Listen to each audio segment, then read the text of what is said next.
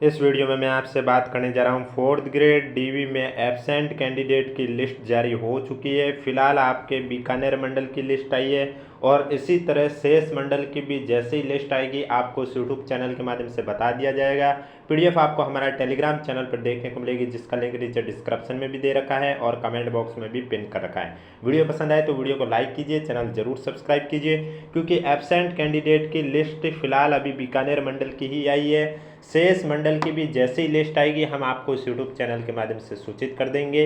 बीकानेर मंडल की बात करें तो इसमें टोटल आपके 1975 कैंडिडेट की एब्सेंट लिस्ट जारी की गई है। इसमें आपका नाम है या नहीं है ये चेक करने के लिए कंप्लीट पीडीएफ आपको हमारे टेलीग्राम चैनल पर देखने को मिल जाएगी, जिसका लिंक नीचे डिस्क्रिप्शन में और कमेंट बॉक्स में भी पिन किया हुआ है। देखो, बीकानेर मंडल की डीबी आप सभी को मालूम है 11 मार्च से शुरू हुई थी, जो कि 11 अप्रैल तक आयोजित की गई है। और शेष मंडल की भी, यानी कि आपकी भी मंडल की एक बार डीबी कंप्लीट होने के बाद ही एब्सेंट कैंडिडेट की लिस्ट जारी होगी। तो बीकानेर मंडल की 11 अप्रैल तक डीवी आयोजित होनी थी, वो हो चुकी है। इस वजह से अब एब्सेंट कैंडिडेट की लिस्ट जारी की गई है। आप देख सकते हैं यहाँ पर स्पष्ट रूप से लिखा हुआ है, चतुर्थ श्रेणी कर्मचारी सीधी भर्ती परीक्षा 2024 के अंतर्गत इस कार्यालय के आदेश क्रमांक राजकाज रेफरेंस नंबर इतने के द्वारा बीकानेर मंडल के स्टूडेंट की पात्रता जांच और दस्तावेज सत्यापन हेतु कार्यालय संयुक्त निदेशक स्कूल शिक्षा बीकानेर संभाग में दिनांक 11 मार्च से लेकर 11 अप्रैल 2026 के मध्य आमंत्रित किया गया था। उक्त अवधि के दौरान पात्रता की जांच और दस्तावेज सत्यापन हेतु अनुपस्थित रहे स्टूडेंट को पुनः अवसर देते हुए दिनांक 15 अप्रैल से लेकर 17 अप्रैल की अवधि के मध्य कार्यालय संयुक्त निदेशक स्कूल शिक्षा बीकानेर संभाग बीकानेर में वांछित दस्तावेजों के साथ उपस्थित होने हेतु आमंत्रित किया जाता है। यानी कि जो अब एब्सेंट कैंडिडेट है उनके नाम के सामने डेट दे रखी है, उस डेट पर यानी कि 15, 16, 17 3 दिन का अवसर है।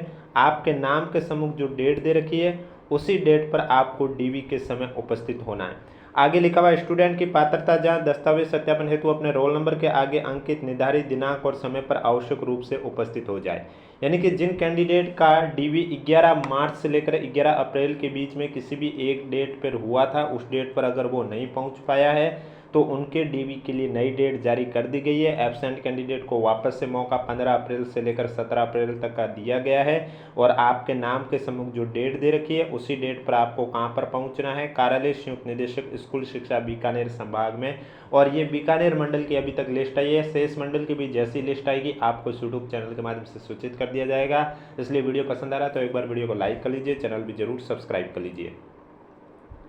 आगे लिखा हुआ है पात्रता की जांच दस्तावेज सत्यापन हेतु जिन स्टूडेंट को बीकानेर मंडल, जिसमें आपका बीकानेर, गंगानगर और हनुमानगढ़ जिला शामिल है, में दस्तावेज सत्यापन हेतु उपस्थित होना है, उनकी तिथिवार सूची और विभागीय वेबसाइट और बोर्ड की वेबसाइट पर भी अपलोड है और हमारे टेलीग्राम चैनल पर भी है, आप जाके देख सकते हैं। अब देखो, जो भी कैंडिडेट एब्सेंट रहे थे उनको अब डीवी करवाना है तो उनकी पात्रता जाँच हेतु उपस्थित होते समय उन्हें निम्न बिंदुओं का विशेष रूप से ध्यान देना है। पॉइंट नंबर 1 में लिखा हुआ है कि फोर्थ ग्रेड एग्जाम 2024 के लिए राजस्थान कर्मचारी चयन बोर्ड जयपुर द्वारा एडवर्टाइजमेंट जो आपके जारी किया गया है उसके बाद संशोधित एडवर्टाइजमेंट भी जारी किया गया है, तो उनका ध्यानपूर्वक अध्ययन कर लेवे। स्टूडेंट ऑनलाइन आवेदन फॉर्म, विस्तृत आवेदन, सहपरिनिरीक्षा फॉर्म में समस्त दस्तावेजों की सौ प्रमाणित प्रति और जमा फीस की प्रति अपने साथ लेके आवे। यानी कि जो आपका स्क्रूटनी फॉर्म है वो आपको साथ में लेके जाना है और उसमें जो आपने फीस रिसिप्ट दी थी वो भी आपको 100 रुपये की जो आपकी फीस कटी है वो भी आपको प्रिंट निकाल कर साथ में लेके जाना होगा। इसके अलावा शैक्षणिक योग्यता, आयु, जाति, मूल निवास, चरित्र प्रमाण, विशेष योग्यजन, विवाह, खेल, सेवारत होने पर सक्षम अधिकार द्वारा जारी अनापत्ति प्रमाण पत्र, समस्त आवश्यक मूल दस्तावेज, प्रमाण पत्र और स्वयं का पहचान पत्र, 2 नवीनतम पासपोर्ट साइज के फोटो आदि आवश्यक रूप से लेके आवे। यानी कि जिन डॉक्यूमेंट का जिक्र आपने एप्लीकेशन फॉर्म में किया उन सभी डॉक्यूमेंट को ओरिजिनल भी लेके जाना है और उनके 2 सेट भी बना के लेके जाने हैं और इसके अलावा 2 नवीनतम साइज के पासपोर्ट साइज फोटो भी लेके जाने हैं। स्टूडेंट अपना ई आधार कार्ड डाउनलोड कर लेवे जिसमें QR कोड अंकित हो की प्रति आवश्यक रूप से साथ आवे। यानी कि आपको आधार कार्ड भी लेके जाना है और जिस पर QR कोड अंकित हो। विस्तृत आवेदन पत्र के साथ प्रमाण पत्र और दस्तावेजों की 100 प्रमाणित प्रति भी संलग्न करें। अब अगर किसी साथी ने स्क्रूटनी फॉर्म फिल नहीं किया था ऑनलाइन तो वो भी डीवी करवा सकता है अगर वो एब्सेंट रहा है पहले। तो बस उसे क्या करना होगा, उसे बोर्ड की वेबसाइट से स्क्रूटनी फॉर्म का प्रिंट डाउनलोड करना है और उसमें जो पूछे गए वो सभी प्रविष्टियाँ फिल करनी है और 100 रुपये का पोस्टल ऑर्डर RSSB बोर्ड के सचिव के नाम का लगाकर और डीवी के समय आपको उपस्थित हो जाना। अगर वो आपसे पूछे वहाँ पर कि आपने ऑफलाइन क्यों फिल किया, तो जो भी आपकी समस्या आई है, चाहे वो नेटवर्क इश्यू हो या एसएसओ आईडी आपके काम नहीं कर रही थी, वो सब आप अपना जिक्र दे सकते हैं। अब दस्तावेज सत्यापन के लिए आपको चेकलिस्ट भी मैं आपको बता देता हूँ। उससे पहले आवश्यक दिशा निर्देश ये आप जरूर रीड कर लीजिएगा। ये आवश्यक दिशा निर्देश आपको पीडीएफ में देखने को मिल जाएगी, जो कि हमारे टेलीग्राम चैनल पर है। अब देखो, ये चेकलिस्ट आपको किस तरह से फिल करनी है वो भी मैं आपको बता देता हूँ। यहाँ लिखा हुआ स्टूडेंट इसे स्वयं भरकर प्रस्तुत करें। देखो, आपको 2 सेट बनाने हैं। दोनों सेट में पहले पेज पर आपको ये चेकलिस्ट ही रखनी है, और इस चेकलिस्ट में जो डॉक्यूमेंट दे रखे इसी क्रम में आपको सभी डॉक्यूमेंट बनाकर रखने हैं। आपको यहाँ पर अपना पासपोर्ट साइज नवीनतम फोटो चिपकाना होगा। यहाँ पर आपको अपना नाम लिखना होगा। यहाँ पर आपको अपनी डेट ऑफ बर्थ लिखनी होगी। यहाँ पर आपका जो भी लिंग है, मेल है, फीमेल है, वो लिखना होगा। यहाँ पर आपको 4th ग्रेड एग्जाम का रोल नंबर लिखने होंगे। यहाँ पर आपके जो एप्लीकेशन फॉर्म में रजिस्टर्ड ईमेल आईडी है वो ईमेल आईडी लिखनी होगी, और यहाँ पर जो आपके एप्लीकेशन फॉर्म में रजिस्टर्ड मोबाइल नंबर है वो मोबाइल नंबर लिखने हैं। इसके बाद आपको एज कैलकुलेट करनी है कि 1 जनवरी 2026 के दिन आप कितने साल के थे, कितने महीने के थे और कितने दिन के थे, वो लिखनी है, ना कि आज की। यानी कि इस साल में 1 जनवरी के समय आप कितने साल के थे, कितने महीने के थे, कितने दिन के थे, वो आपको कैलकुलेट करके यहाँ पर लिखनी है। इसके बाद दस्तावेज आपको रखने हैं। अब कौन से ओरिजिनल रखने हैं, कौन से फोटोकॉपी रखने हैं, तो सबसे पहले मैं बात करने जा रहा हूँ सेट फर्स्ट की। सेट फर्स्ट में आपको कौन से ओरिजिनल रखने हैं। देखो, जो आपके शैक्षणिक योग्यता से रिलेटेड हुआ, मैरिज सर्टिफिकेट हुआ, जाति प्रमाण पत्र हुआ है, मूल निवास प्रमाण पत्र हुआ है, जहाँ से अंतिम शिक्षा प्राप्त किया वहाँ का चरित्र प्रमाण पत्र हुआ है, ये ओरिजिनल तो लेके जाना है, लेकिन वो आपको देख के वापस दे दिए जाएंगे। लेकिन सेट फर्स्ट में जो आप रखोगे, तो विस्तृत आवेदन स्क्रूटिनी फॉर्म आपको ओरिजिनल है, यानी कि जो आपने स्क्रूटिनी फॉर्म एसएसओ आईडी से फिल किया वो आपको प्रिंट निकाल कर वो ओरिजिनल ही रखना, उसकी फोटोकॉपी करवा कर आपको नहीं रखना है। इसके बाद मैट्रिक, हाई स्कूल, सेकेंडरी। देखो, अब कुछ साथी कहेंगे कि यहाँ पर तो सिर्फ 10th का ही अंक तालिका प्रमाण पत्र का पूछा है, तो हम बाकी के अंक तालिका प्रमाण पत्र कहाँ अटैच करें, तो बाकी के अंक तालिका प्रमाण पत्र इसी के साथ आपको अटैच करनी है। यानी कि प्रमाण पत्र आपकी डेट ऑफ बर्थ चेक करने के लिए मांगे जाते हैं और अंक तालिका आपके मार्क्स देखने। अब कुछ बोर्ड में क्या होता है, ये दोनों अलग अलग होते हैं, तो वो दोनों लेके जाने होते हैं, और कुछ बोर्ड में एक ही होता है, तो फिर उनको एक ही लेके जाना होता है। इसके साथ ही आप 12th की डिटेल हुई है, ग्रेजुएशन की हुई है, पोस्ट ग्रेजुएशन की हुई है, RSCIT की हुई है, यानी कि जो एप्लीकेशन फॉर्म में जिन जिन डॉक्यूमेंट का आपने जिक्र किया वो सब इसके साथ आप अटैच कर लोगे। अगर आपके किसी डॉक्यूमेंट में, मार्कशीट में, अंक तालिका में अगर आपके किसी भी प्रकार की कोई नाम में त्रुटि है या नाम में कोई स्पेलिंग में स्पेस आ गया हो, तो उसके साथ आपको एफिडेविट भी देना होगा। अगर नहीं दोगे तो फिर आपको वापस से चक्कर लगाने होंगे। तो ये सब फोटोकॉपी यहाँ पर आपके अटैच होगी पहले सेट में। स्क्रूटनी फॉर्म ओरिजिनल प्रिंट निकाल कर, इसके बाद जो ये 10th हुई है, आपकी ग्रेजुएशन हुई है, RSCIT हुई है, ये इनके फोटोकॉपी। इसके बाद मूल निवास प्रमाण पत्र, मूल निवास प्रमाण पत्र का फोटोकॉपी आपको लगाना है।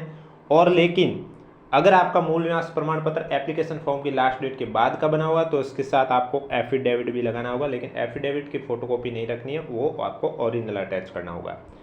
उसके बाद आपको जाति प्रमाण पत्र रखना होगा, उसकी फोटोकॉपी। और अगर आपका जाति प्रमाण पत्र एप्लीकेशन फॉर्म की लास्ट डेट के बाद का बना हुआ तो उसके साथ भी आपको एफिडेविट लगाना होगा, फिर चाहे आप किसी भी कैटेगरी के क्यों ना हो, चाहे आप SC के हो, ST के हो, OBC के हो, MBC के हो, EWS के हो, शहरिया के हो, TSP किसी भी। लेकिन अगर आपके एप्लीकेशन फॉर्म की लास्ट डेट से पहले का बना हुआ SC ST कैटेगरी के, तब तो कोई एफिडेविट की आवश्यकता नहीं है, जीवन पर्यंत वैलिड है। लेकिन इस बीच अगर आप OBC non creamy layer, MBC non creamy layer के और आपका सर्टिफिकेट 1 साल से ज़्यादा पुराना हो गया तो आपको एफिडेविट लगाना होगा। और अगर 3 साल से भी ज़्यादा पुराना है, क्योंकि एफिडेविट 3 साल तक का मान्य है, उससे भी ज़्यादा पुराना तो फिर आपको एक इसके साथ नया भी बनवाना होगा। इसके बाद अन्य श्रेणी, जो भी आपने जिस कैटेगरी से फॉर्म फिल किया उसका प्रमाण पत्र, चाहे अगर किसी महिला ने विधवा या परित्यक्ता से किया है, या सभी कैंडिडेट ने खेल श्रेणी से किया हो किसी कैंडिडेट ने, या फिर विशेष योग्यजन PH कैटेगरी से किया है तो उनका प्रमाण पत्र। अब ये जो प्रमाण पत्र है ये आपके एप्लीकेशन फॉर्म की लास्ट डेट से पहले के बना होना चाहिए। इसमें ऐसा नहीं है कि अगर बाद का बना हुआ तो एफिडेविट से काम चल जाएगा, नहीं। ये जो भी है अन्य श्रेणी में जो भी लिखे हुए हैं उनका प्रमाण पत्र आपके एप्लीकेशन फॉर्म की लास्ट डेट से पहले के ही होने कंपलसरी है, और इनकी फोटोकॉपी इसके साथ अटैच करनी है। इसके बाद अंतिम शैक्षणिक संस्थान द्वारा जारी चरित्र प्रमाण पत्र आपको रखना है, इसकी फोटोकॉपी। लेकिन इसके बाद जो दे रखा है 2 मूल चरित्र प्रमाण पत्र अलग अलग राजपत्रित अधिकारियों से प्रमाणित। देखो, टोटल आपको चरित्र प्रमाण पत्र 3 बनवाने होते हैं, जिनमें से एक तो जहाँ से आपने अंतिम शिक्षा प्राप्त किया वहाँ का चरित्र प्रमाण पत्र, और 2 आपके अलग अलग राजपत्रित अधिकारियों द्वारा जारी। तो जो अलग अलग राजपत्रित अधिकारियों द्वारा जारी वो तो आपको ओरिजिनल ही अटैच करने हैं, लेकिन जो आपने जहाँ से अंतिम शिक्षा प्राप्त किया वो उसका फोटोकॉपी आपको लगाना है। इसके बाद सादे कागज पर वचनबद्ध प्रपत्र, इनके सभी के फॉर्मेट, ये जो आगे आपके जितने भी आ रहे हैं पत्र, इनके सभी फॉर्मेट आपको हमारे टेलीग्राम चैनल पर देखने को मिल जाएंगे। टेलीग्राम चैनल पर जाओगे तो वहाँ फाइल सेक्शन में जाओगे, वहाँ पर आपको सब डॉक्यूमेंट देखने को मिल जाएंगे फॉर्मेट।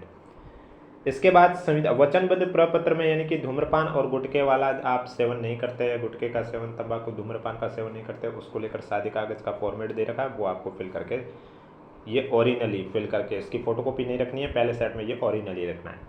इसके बाद संविधान शपथ पत्र भी ओरिजिनल सादे कागज पर फॉर्मेट दे रखा है, वो फिल करके आपको रखना है।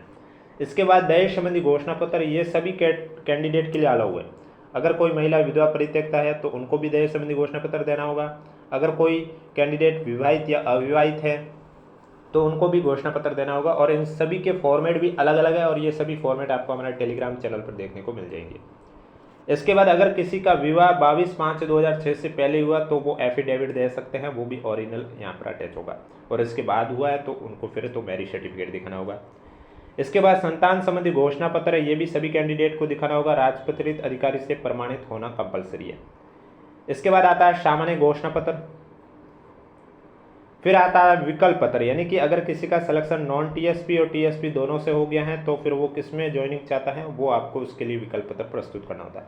इसके बाद नमूना हस्ताक्षर प्रारूप, नमूना हैंड रिटन वाला, उसका भी फॉर्मेट आपको हमारे टेलीग्राम चैनल पर देखने को मिल जाएगा। और उसके बाद स्वयं का फोटो पहचान पत्र, आधार कार्ड है तो आधार कार्ड, नहीं तो voter ID, driving licence, passport, कोई भी, ये तो आपके डॉक्यूमेंट इस क्रम में रखने हैं पहले सेट में।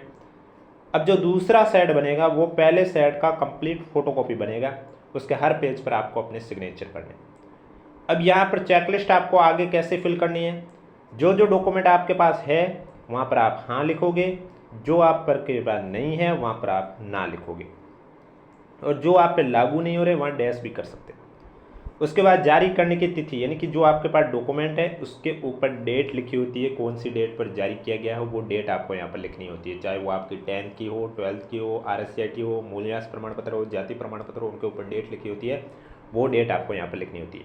दस्तावेज प्रश्न संख्या में आपको प्रश्न संख्या लिखनी है, जैसे कि आपने पहला सेट कंप्लीट बना दिया, एक बुक के रूप में आपके लगभग 30 से 40 पेज का बन गया है, तो आप उसको ओपन करोगे तो सबसे ऊपर क्या आता है, स्क्रूटनी फॉर्म।